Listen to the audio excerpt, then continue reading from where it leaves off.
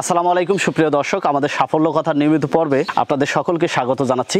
দর্শক বন্ধুরা, আজকে আমরা চলে এসেছি দিনাজপুর জেলার পার্বতীপুর উপজেলার ৩ নং রামপুরা ইউনিয়নের ফকিরবাজার এলাকায়। এই এলাকার একজন নারী উদ্যোক্তা, যিনি একজন কৃষিবিদ, কৃষি নিয়ে পড়াশোনা করেছেন। পড়াশোনা শেষ করে কর্মজীবনে এখন শিক্ষকতার সাথে জড়িত আছেন। পাশাপাশি বাসার ভিতরে শখ এবং ভালোবাসা থেকে একটি বাণিজ্যিক খামার গড়ে তুলেছে, যেখানে প্রায় 25-30টি উন্নত জাতের ছাগল রয়েছে। আমরা আজকে কৃষিবিদ ইশরাত জাহান পিঙ্কি আপুর সঙ্গে কথা বলবো এবং জানার চেষ্টা করবো তার এই ছাগল পালনে আসার গল্প, সেই সাথে এখানে কি কি জাতের ছাগল রয়েছে, কতদিন আগে এই খামারটি শুরু করেছেন তারা, কোন জাতের ছাগলগুলোর বৈশিষ্ট্য কি, কেমন দামের বিক্রি হচ্ছে বা এগুলো কোথায় থেকে সংগ্রহ করেছেন, এই বিষয়গুলো জানার চেষ্টা করবো। আশা করি পুরো প্রতিবেদন জুড়ে আপনারা আমাদের সাথে থাকবেন। চলুন শুরু করা যাক।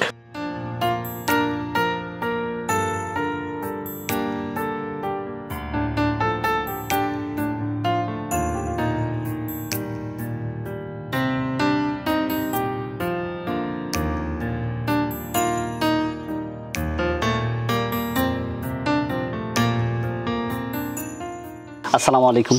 ওয়ালাইকুম সালাম। কেমন আছেন আপু? আলহামদুলিল্লাহ ভালো, আপনি ভালো আছেন? আলহামদুলিল্লাহ খুবই ভালো আছি। আপনাদের বাসায় এসে ছাগল দেখে আর খুব ভালো লাগতেছে। আপনার পরিচয়টা শুরুতে জানতে চাই, পরবর্তীতে জানতে চাই কিভাবে ছাগল পালনের দিকে আসে। আমি ইশরাত জাহান পিঙ্কি, আমি একজন কৃষিবিদ। কৃষি নিয়ে পড়াশোনা করার কারণে তো একটু তো অবশ্যই এই বিষয়গুলো সম্পর্কে আমার একটু পড়াশোনা ছিল, যেহেতু আমরা সাবসিডিয়ারি সাবজেক্ট হিসেবে ভেটেরিনারি এবং ফিশারিজ অংশগুলো আমরা পড়া হয় আমাদের বিএসসি লেভেলে। আর আসলে একজন নারী উদ্যোক্তা হিসেবে বেসরকারি এমপিও কলেজে কৃষি প্রভাষক হিসেবে কর্মরত আছি। সেই সাথে পাশাপাশি আসলে আরেকটু অর্থনৈতিকভাবে নিজেকে স্বাবলম্বী করার জন্য এটা একটা ক্ষুদ্র প্রচেষ্টা আর কি। কবে শুরু করলেন ছাগল পালন? গত 1 বছর আগে আর কি শুরু করেছি। এটার পিছনে আমার বাবা এবং ভাইয়ের অনুপ্রেরণা আছে এবং ওনাদের সহযোগিতা আছে। খামারে কি নাম দিয়েছেন? Pinky agro limited. শুরুর দিকে কয়টি ছাগল ছিল? প্রথমে আমি 15টা দিয়ে শুরু করেছি, যেহেতু ছাগল পালনটা আসলে একটু চ্যালেঞ্জিং। আর আমি যেহেতু ক্রস ব্রিড দিয়ে শুরু করেছি, দেশি হলে হয়তো একটু রোগবালাই বা এইসব হচ্ছে চ্যালেঞ্জগুলো কম হতো। এখন কতগুলো আছে? এখন 30-35টার মতো। কোন কোন জাতের ছাগল আছে এখানে? এখানে আছে হচ্ছে যমুনাপাড়ি পিওর ব্রিড, তারপর মেহতি তোতা আছে, তারপরে বিটল আছে, ক্রস আছে তোতাপুরি, আর তোতাপুরি একটা পাঠা আছে আমার। কিভাবে দেখাশোনার কাজগুলো হচ্ছে? আমি ছুটির দিনেই পুরোটা সময় দিই, আর পাশাপাশি অন্য দিন হয়তো অফিস থেকে আসার পরে। এবং আমার এখানে হচ্ছে দেখাশোনার জন্য, তত্ত্বাবধানের জন্য আমি একজন ছেলে রাখছি, সে মোটামুটি দেখাশোনা করে। আর আমার মা সহযোগিতা করেন ওষুধপত্রের ব্যাপারে, তার অনেক জ্ঞান। আমার মা অলরেডি 1 বছরে অনেক কিছু শিখে গেছেন, উনি হেল্প করেন আর কি। এটা রাখার জন্য, ছাগল পালনের জন্য একটা সুন্দর একটি শেডের দরকার হয় বা রাখার একটা জায়গা ভালো দরকার, সেটা কিভাবে করেছেন বা কতটুক? আধুনিকায়নটা আমার এখনো প্রক্রিয়াধীন। আমি যেহেতু শিখতেছি, আমার স্টার্ট আপ এটা অল্প দিয়ে, এবং হচ্ছে আপাতত আমার বাসাতেই এটা হচ্ছে। বাসাতেও আমার আধুনিক মোটামুটি বলা চলে। খাবার ব্যবস্থাটা এবং থাকার জন্য যে কাঠ দিয়ে ছোট ছোট চকি করা আছে, কারণ এটা তো স্যাঁতস্যাঁতে পরিবেশে রাখা যাবে না। ছাগলের মেইন সমস্যাটাই পিপিআর, এটা স্যাঁতস্যাঁতে পরিবেশ থেকেই সৃষ্টি হয়। তো এই কারণে তাদের থাকার জন্য চকি করা হয়েছে ছোট ছোট করে কাঠ দিয়ে। আর মেইন হচ্ছে আমার ইনফ্রাস্ট্রাকচার খামারে এটা হচ্ছে, এটা সামনে হয়তো আপনি আসলে দেখতে পাবেন। খাদ্য ব্যবস্থাপনার বিষয়ে কিছু বলবেন বা কিভাবে? এই সকালবেলা হচ্ছে আমাদের ফিড দেওয়া হয় আপনার গমের ভুসি, যেটা মানে সাদা ভুসি, তারপর হচ্ছে সোলা খড় মেশিনে কেটে হচ্ছে এটাকে সানি বলে আমাদের এইদিকে, সেটার সাথে মিক্সড করে সকালবেলা এটা দেওয়া হয়। তারপরে হচ্ছে 2-2.5 ঘন্টা পরে হচ্ছে আমাদের নিজস্ব হচ্ছে ঘাস আছে, মানে উৎপাদন করি আমরা জমি, সেখান থেকে ঘাস দেওয়া হয় দুপুরের দিকে। তারপরে আবার 4টার দিকে একবার ঘাস খাওয়াই। তারপরে 6টা মানে আজানের ঠিক আগে মাগরিবের আগে আবার তাদেরকে ওই সকালের যে ফিডটা যেটা সেভাবে আবার দেওয়া হয়। এদের রোগব্যাধি সম্পর্কে কিছু জানা আছে? সাধারণ যেগুলো সর্দি জ্বর যেরকম মানুষের হয়, ছাগলেরই সেরকমই কিছুটা হয়। আর ছাগলের আসলে মেইন রোগটা যেটা, সেটা হচ্ছে পিপিআর। তো এটা আসলে 6 মাস পর পরে হচ্ছে ভ্যাকসিনেটেড করা লাগে। আমার লাস্ট নভেম্বরে ভ্যাকসিনেটেড করা আছে। আর এছাড়া আসলে 2-3 মাস পর পর কৃমির ওষুধ খাওয়ালেই হচ্ছে যথেষ্ট। এদিকে আমাদের উপজেলা থেকে সাপোর্ট পাচ্ছেন? হ্যাঁ, অবশ্যই। এখানে হচ্ছে Parbatipur livestock officer Abdur Razzak sir এবং উপসহকারী 2 জন সানোয়ার এবং দেলোয়ার সাহেব, ওনারা আমাকে সহযোগিতা করেন। ওনারা আমার খামার ভিজিটে আসছিলেন 2-3 বার। তো আপনি একজন নারী উদ্যোক্তা হিসেবে আপনার কাছে কি মনে হচ্ছে? আসলে শুরুতে তো কম দিয়ে করছিলেন, ক্রস থেকে করা, আবার মাঝখানে কেনা হয়েছে, আবার বিক্রি বিক্রিও হয়েছে, আসলে ছাগল পালনটার সম্ভাবনাটা কি বা কতটা লাভজনক আপনার কাছে মনে হচ্ছে? আলহামদুলিল্লাহ এখনো পর্যন্ত আমি লাভের মধ্যেই আছি, ইনশাআল্লাহ সামনে আরও হবে। আর এটা অবশ্যই লাভজনক যদি আপনি ঠিকমতো লালন পালন করতে পারেন এবং সময় মতো চিকিৎসাগুলো করতে পারেন, তাহলে অবশ্যই লাভজনক। এখানে একটু ধৈর্যের ব্যাপার, যেহেতু ছাগল একটু চঞ্চল প্রাণী, একটু ধৈর্য নিয়ে কাজ করতে হয় এদের পিছনে, এটাই একটা সমস্যা। আর অন্য সব দিক থেকে আসলে লাভের সংখ্যাটাই বেশি, মানে আমি এখনো পর্যন্ত আমার লস হয়নি। আমি সামনে হয়তো আরো দেশি ব্রিড আমার করার ইচ্ছা আছে, যেহেতু আমি একজন কৃষিবিদ, আমার ইচ্ছা আছে যে পিওর ব্রিডটাকে সংরক্ষণ করা ভবিষ্যতে, কারণ আমাদের তো হচ্ছে দেশীয় একটা যেটা আছে সেটাকে তো আমাদের সংরক্ষণ করতে হবে। আমি এখান থেকে একটু বলবো, আমাদের দেশীয় জাতটা প্রায় বিলুপ্ত হয়ে যাচ্ছে, কিন্তু তার একটু চাহিদা মার্কেটে এখনো রয়েছে। আবার পাশাপাশি এই যে উন্নত জাতের ছাগলটা, এটা একটা শৌখিনতা বৃদ্ধির জন্য অনেকে পালন করে থাকে এবং এগুলো অনেক এক্সপেন্সিভ ছাগল। তো আপনার কাছে দুইটার পার্থক্যটা কি মনে হচ্ছে? আসলে এখনো গ্রাম পর্যায়ে অনেকে দেশীয় জাতের ছাগল পালন করে, আবার অনেকে করতে চাচ্ছে, আবার অনেকে উন্নতটা করছে। আসলে তুলনামূলকভাবে পার্থক্যটা কতটা দেখতে পাচ্ছেন এবং কোনটাতে বেশি লাভজনক? অবশ্যই ক্রস ব্রিডে বেশি লাভজনক, যেহেতু এটার হচ্ছে মানে গ্রোথ রেটটা হাই এবং হচ্ছে আপনার ব্রিডিং রেট হাই। ভালো জাতের হলে 2টা 3টা একসাথে বাচ্চা হয় এবং হচ্ছে এদের মানে সাইজটা খুব তাড়াতাড়ি বড় হয়, যেহেতু হচ্ছে ক্রস ব্রিড। যদি প্রপার ফিডিং করানো হয়, খাওয়া দাওয়া আর কি যেটা, এবং হচ্ছে সেই সাথে যদি ভালো উন্নত চিকিৎসা ব্যবস্থা এদের গ্রহণ করা হয়, তাহলে মানে দৈহিক বৃদ্ধিটা খুব তাড়াতাড়ি হয়। তো সেক্ষেত্রে দেশি ব্রিড আমরা জানি অবশ্যই ক্রস ব্রিডের চেয়ে দেশি মাংস হচ্ছে হয়তো অবশ্যই সুস্বাদু এটা, কিন্তু দেশির ক্ষেত্রে হচ্ছে হয় কি যে গ্রোথ রেটটা তো অনেক স্লো এবং হচ্ছে ওদের হচ্ছে হয়তো বাচ্চা একটা হচ্ছে মানে সময় বেশি লাগতেছে, 7-8 মাস লাগে একটা প্রজনন সম্পূর্ণ হতে। সেক্ষেত্রে ক্রস ব্রিডে অবশ্যই লাভ আছে। একটু যদি আমরা ঘুরে দেখি কোনটি কোন জাত এবং জাতগুলোর বৈশিষ্ট্য কিরকম হয়, যদি একটু আমাদের বলে দিতেন। এটা বাচ্চা হবে সামনে আর 1-1.5 মাসের মধ্যে। এটা হচ্ছে আপনার যমুনাপাড়ি এবং হচ্ছে তোতাপুরি ক্রস। এটা আপনার তোতাপুরি ক্রস, এটা হচ্ছে আপনার একদম পিওর ব্রিড তোতাপুরি। এটা হচ্ছে আমি নিয়ে আসছি গত আর কি 1.5 মাস আগে। কত দিয়ে নিয়ে আসছিলেন? এটা এখন হচ্ছে মার্কেট ভ্যালু 50,000। সামনে আর কি আমি এটা বিক্রি করার প্ল্যান আছে। আচ্ছা, এই যে এই লালটা যেটা দেখতে পাচ্ছি, এটা মেহতি তোতা। মেহতি তোতা না? জি, এটার বাচ্চা আছে। এটা বাচ্চা কোনটা? এই যে। ও আচ্ছা, আর এই পাশে এটা পাঠা দেখতে পাচ্ছি, এটা একদম পিওর যমুনাপাড়ি পাঠা। এটার দাম হচ্ছে আপনার 60,000। পাশে এগুলো? এটা হচ্ছে আপনার বিটল। ওই যে পাশেরটা? এটা তোতাপুরি ক্রস। তোতাপুরি ক্রস, ওই যে ওটা? ওটাও আপনার ক্রস। এগুলো আমার এখানে ক্রসই বেশি। ক্রসই বেশি না? আর হ্যাঁ, এটা হচ্ছে একদম পিওর যমুনাপাড়ি হচ্ছে এটা পাঠি। হ্যাঁ হ্যাঁ, এটা। ও আচ্ছা আচ্ছা। ইনি কি এখানে দায়িত্বে আছেন নাকি? হ্যাঁ। কি নাম আপনার? হুমায়ুন কবির। কতদিন থেকে আছেন এখানে? 5-6 মাস থেকে আছি। খামারে কি কাজ করেন সকাল থেকে সন্ধ্যা? ওই ছাগলেরও সব দেখাশোনা, খাদ্য পানি এইগুলো দেখাশোনাই করি। সবাই করেন না? মোটামুটি সবকিছু জানা হয়েছে? হ্যাঁ, জানা হয়েছে অনেক। এর আগে কি এগুলো সম্পর্কে জানা ছিল? না, জানা ছিল না। এনার বাড়িতে আসিয়া সবগুলো জানা হলো। আচ্ছা, কেমন লাগে? ভালো লাগতেছে। ভালো লাগে? জি, ধন্যবাদ। কাজ করেন, আমরা আপনার শারীরিক সুস্বাস্থ্য কামনা করছি। পিঙ্কি আপুর একটা উদ্যমী প্রচেষ্টা, এবং তিনি যেহেতু শিক্ষক মানুষ বাসার ভেতরেই করেছেন এবং আলহামদুলিল্লাহ খুবই ভালো। তার মাঠে যে চারণভূমি রয়েছে এবং সেখানে যে ছাগলকে খাওয়ানো হয় উন্মুক্তভাবে, সেটিও আপনাদের দেখাবো।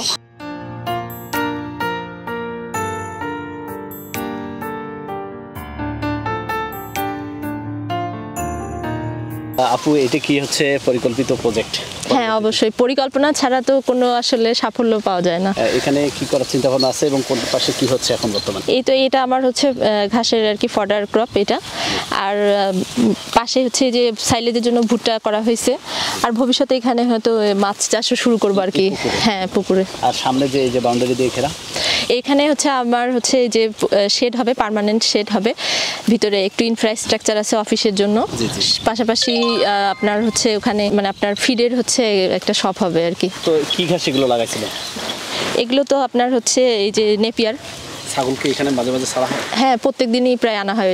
মানে আবহাওয়া ভালো থাকলে প্রত্যেক দিনই 1-2 ঘন্টার জন্য এখানে নিয়ে আসা হয়, কারণ ছাগলের জন্য তো আপনার হচ্ছে মানে সানি ওয়েদার, রোদটা একটু খুব ভালো স্বাস্থ্যের জন্য। প্লাস এখানে খোলামেলাভাবে ঘাস খেলে তাদের আর কি একটু গ্রোথটা ভালো হবে আর কি। দর্শক বন্ধুরা, আমরা একটা সুন্দর পরিবেশে এসেছি। আসলে ছাগল পালনের জন্য যে ধরনের উন্মুক্ত চারণভূমির দরকার, আসলে আমাদের অনেকেরই হয়ে ওঠে না এই ধরনের উন্মুক্ত জায়গা স্বল্পতার কারণে। তো আপনারা অবশ্যই ছাগল পালন করবেন, তাদেরকে এই ধরনের একটা চারণভূমির ব্যবস্থা রাখতে হবে, যাতে করে একটু খোলামেলা খেতে পারে, রোদে চলতে পারে। এবং ছাগল কিন্তু নিজে চিবায় চিবায় বা হচ্ছে জমি থেকে ঘাস ছিঁড়ে খেলে তার শারীরিক গঠনটা ভালো থাকে। তো সেই ধরনের একটা পরিবেশ রাখতে হবে। আমরা আপু যেহেতু একজন কৃষিবিদ, কৃষির সাথে রয়েছেন, পড়াশোনা শেষ করে চাকরি করতেছেন। আমরা আরও বিভিন্ন বিষয়ে আপনাদেরকে জানাবো, আমাদের সাথে থাকুন। আমরা তো আপনার মাঠ দেখলাম, ছাগল দেখলাম, আলহামদুলিল্লাহ খুবই ভালো। আমি একটু জানতে চাই, আপনি একজন নারী উদ্যোক্তা, শিক্ষকতা পেশার সাথে আছেন, পাশাপাশি অ্যাগ্রো সেক্টরে এসেছেন। তো আপনার কাছে কী মনে হচ্ছে, অ্যাগ্রো সেক্টরে বেশ করে ছাগল পালন করতেছেন, এটার কতটা সম্ভাবনা রয়েছে, এবং এই ধরনের ছাগল পালন করেও একজন নারী উদ্যোক্তা হিসেবে এখানেও বিকল্প একটা কর্মসংস্থানের মাধ্যম বা কর্মসংস্থান তৈরি করা যেতে পারে কিনা, এই বিষয়ে আমাদের কিছু বলবেন। আর ছাগল পালন তো অবশ্যই লাভজনক, কারণ আমরা সবাই জানি যে ছাগলের মাংস একটা আমিষের খুব ভালো একটা উৎস এবং এটার বর্তমান বাজার দর অনেক ভালো। যেহেতু জনসংখ্যা আমাদের দেশে হচ্ছে দিন দিন হচ্ছে বাড়তেছে, সেই সাথে খাদ্যের চাহিদা পূরণের পাল্লা দিয়ে চলতে হচ্ছে। তো সেক্ষেত্রে ছাগল পালন আমিষের চাহিদা পূরণে আসলে আমি বলবো যে একটা অনেক বড় ভূমিকা রাখতেছে। এবং বিশেষ করে হচ্ছে নিরাপদ খাদ্যের যে একটা মানে ধারণা এখন বাংলাদেশে এটা নতুন তৈরি হচ্ছে, যে আসলে অর্গ্যানিক মানে জৈব উপায়ে হচ্ছে জৈব খাদ্যগুলো দিয়ে হচ্ছে ছাগল লালন পালন করাটা, এবং যে কোনো পশুই বলেন, তো এটা আসলে এখন হচ্ছে একটা উন্নত হচ্ছে চিকিৎসা বিজ্ঞানে কিন্তু এটাকে বলা হচ্ছে যে জৈব প্রযুক্তিতে উৎপাদিত প্রাণীগুলো সেগুলো হচ্ছে অবশ্যই মানুষের শরীরের জন্য, স্বাস্থ্যের জন্য ভালো। তো এই কারণে আমি হচ্ছে অর্গ্যানিক উপায়ে আর কি জৈব খাদ্যর মাধ্যমেই হচ্ছে ছাগলটাকে আমি লালন পালন করে হচ্ছে এটাকে মাংস বিক্রির যে পর্যায়টা সেটাতে আমার নিয়ে যাওয়ার প্ল্যান আছে। আর আসলে অবশ্যই এখানে তো কর্মসংস্থান তো একটা ভালো নারীদের জন্য, যেহেতু এটা বাসাতেও করা যায়, অল্প একটা ক্ষুদ্র পরিসরে ক্ষুদ্র মানে জায়গাতে করা যায়। পাশাপাশি একজন হচ্ছে মহিলা সাংসারিক কাজকর্ম করে বা পড়াশোনার পাশাপাশি বা চাকরির পাশাপাশিও এটা একটা খুব ভালো একটা উদ্যোগ বলতে পারেন, এটা করা যায়। এবং সেই সাথে একজন উদ্যোক্তা হচ্ছে এই ধরনের কোনো পদক্ষেপ নিলে তার আন্ডারে অবশ্যই কয়েকজন তো কর্মজীবী লোক থাকবেই।